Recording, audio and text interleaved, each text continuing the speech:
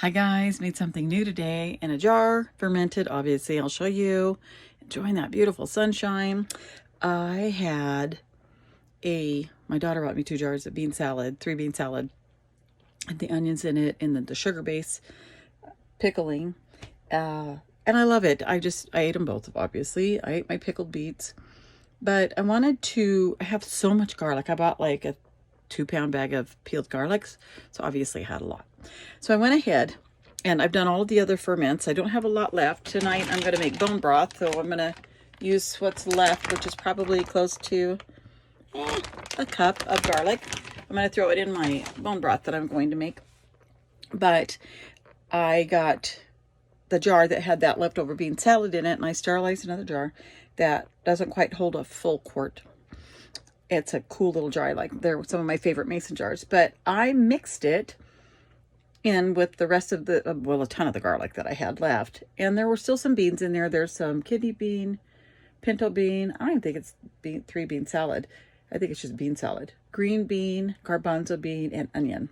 So I took it and I added to it, because this is a sugar base, I added some Bragg's apple cider vinegar with mother, some more salt, some actual sea salt. So I did that right there. And then I went ahead and put some peppercorns in there because I like pepper in I just like heat. No dill this time. It's pre-flavored with a sugar vinegar. And I added no water. I did strictly, there was like this much left of the brine from the previous jar. And then this is the result of mixing them all together.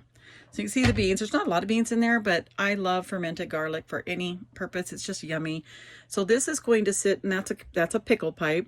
So as the acid releases and all the gases release, you can see that puck holding everything down. It has to be submerged.